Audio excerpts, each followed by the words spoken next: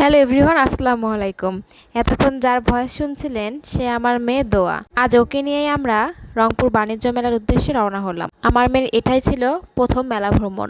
যদিও এখনও জাঁকজমকভাবে মেলাটি লাগেনি, তারপরও আজকে ফ্রাইডে ছিল জন্য আমরা তিনজনে বেরিয়ে পড়লাম মেলার উদ্দেশ্যে কিছু টুকটাক জিনিস কেনার জন্য। তো এসেই এনাকে অনেক মায়া লাগলো। তো আমি বললাম বের হওয়ার সময় আপনার থেকে অবশ্যই বেলুন নিয়ে বের হব। এই তো মেলার গেট। আমার মেয়ে নতুন বাবা বলা শিখেছে জন্য সে শুধু বাবা বাবা বলে চিল্লাচ্ছে। তো মেয়ে আর বাবা মেলার ভিতরে প্রবেশ করছে। আমি পিছিয়ে পিছিয়ে একটু স্মৃতি চালানোর জন্য ভিডিও করে নিচ্ছিলাম। ভিতরে ঢুকেই অনেক ভালো লাগলো। এত সুন্দর লাইটিং দেখে মনটা যেন ভালো হয়ে গেল। প্রেগনেন্সি টাইম থেকে অনেক দিন হলো বাইরে তেমন আসা হয় না। ছোট বাচ্চা নিয়ে তা তো আরও সম্ভব হয়ে ওঠে না। এখন মেয়ে বড় হয়েছে, এখন আর কোনো সমস্যা হয় না।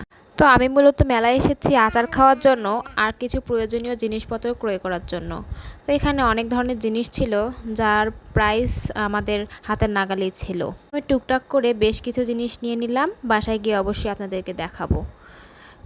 মেলায় অনেক ধরনের জিনিস পাওয়া যায় এবং অনেক সাশ্রয়ী, তাই সবাই এই মেলায় টুকটাক কেনার জন্যই মূলত আসে। আমি এখানে ভয়েস দিচ্ছি, সাথে আমার মেয়েও দিচ্ছে, জানি না কতটুকু কথাগুলো বোঝা যাচ্ছে।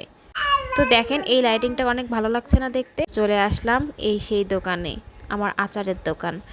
এটা অনেক ভালো লাগে, এখানকার আচারগুলো অনেক মজা হয়, কিন্তু দামে অনেক বেশি, এটা কিন্তু বলাই যায়। তো ছোট বাচ্চা নিয়ে আসার কারণে আমরা খুব দ্রুতই বাসায় পৌঁছে যাই। এবং এই দেখেন আজকে আমি কি কি কিনলাম। টুকটাক কিছু জিনিস কিনেছি। এখানে একটা চামিচ নিয়ে নিয়েছি মেয়ের খাবার রান্না করার জন্য, আর ছোট ছোট টুকটাক কিছু জিনিস নিয়েছি। এটা কেমন বলেন তো? আজকের ভিডিওটা আর বড় করছে না, আমার মেয়ের চিল্লাচিল্লির জ্বালায়। আল্লাহ হাফেজ।